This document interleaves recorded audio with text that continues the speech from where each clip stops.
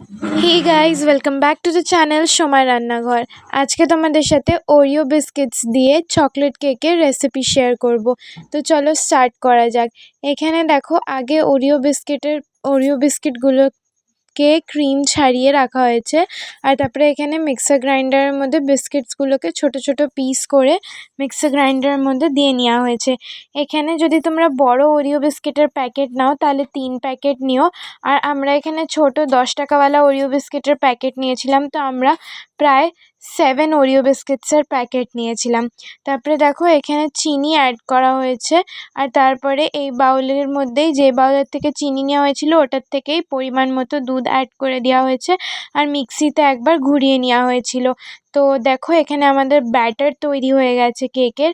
এটাতে কোনো রকমের তেল, কোনো রকমের দই তোমাদের লাগবে না। দেখো, এখানে আমরা 1 পিঞ্চের মতন বেকিং সোডা দিয়েছি, তারপরে 1 চামচ বেকিং পাউডার দিয়েছি। আর এখানে ভ্যানিলা এসেন্স দেওয়া হচ্ছে।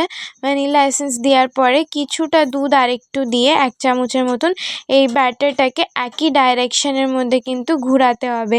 এই দেখো, এখানে একই ডাইরেকশনে ঘোরানো হচ্ছে। তো খেয়াল রাখবে যাতে ডাইরেকশন চেঞ্জ না হোক, নাহলে ব্যাটারটা কিন্তু ফ্লাফি হবে না কেকটা, আর ব্যাটারটা কিন্তু নষ্ট হয়ে যাবে। তো এইখানে দেখো, একই ডাইরেকশনে খুব ভালো করে ফেটিয়ে ব্যাটারের মধ্যে সব কিছু মিক্স করে নেওয়া হচ্ছে। তো তারপরে এখানে দেখো, একটা কেক টিন নেওয়া হয়েছে। ওটাকে প্রথমে ওটার মধ্যে অয়েল দিয়ে এখানে ব্রাশ দিয়ে ভালো করে গ্রিস করে নেওয়া হচ্ছে। তো দেখো, এখানে ভালো করে গ্রিস করে নেওয়া হচ্ছে। কেক টিনটাকে এখানে গ্রিস করে নেওয়া হলো।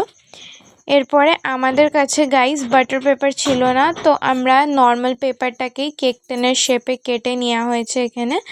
আর কেটে তারপরে দেখো এটার মধ্যে ঢুকিয়ে দেওয়া হয়েছে। দিয়ে এখানে ভালো করে সেট করে নেওয়া হয়েছে এই পেপারটাকে। এই পেপার দিয়েও খুব সুন্দর করেই তোমাদের কেক আর একদম ইজিলি বেরিয়ে যাবে। তো তার উপরে আবার করে তেল দিয়ে এখানে গ্রিস করে নেওয়া হচ্ছে। আর রেসিপিটা যদি তোমাদের ভালো লেগে থাকে তো অবশ্যই কিন্তু ভিডিওটাকে লাইক করবে। আর যদি ইউটিউবে দেখে থাকো ভিডিওটাকে, দেন প্লিজ সাবস্ক্রাইব আওয়ার চ্যানেল। তো দেখো, গ্রিস করে নেওয়ার পরে এখানে ব্যাটারটা যে আমরা তৈরি করে রেখেছিলাম ওইটাকে এখানে দিয়ে নেওয়া হচ্ছে। কেক টিনের মধ্যে ব্যাটারটাকে পোর করে নেওয়া হচ্ছে।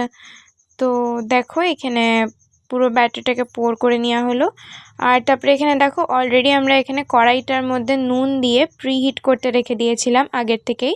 তো তারপরে ওটার মধ্যে একটা স্ট্যান্ড দিয়ে এটার উপরে দেখো টুটি ফ্রুটি দিয়ে সাজানো হয়েছিল। তো তারপরে কেকের টিনটাকে বসিয়ে একটা লিড দিয়ে ভালো করে কভার করে দিতে হবে। আর খেয়াল রাখবে যাতে কোনো রকমেই কোনো হাওয়া যাতে না ঢুকুক। তো দেখো, ফাইনালি এখানে আমাদের কেকটা তৈরি হয়েই গেছে প্রায়। এখানে দেখো তৈরি হয়ে গেছে। গরম আছে, তো পরে করা হবে। দেখো কি সুন্দর একটা কালার এসেছে না।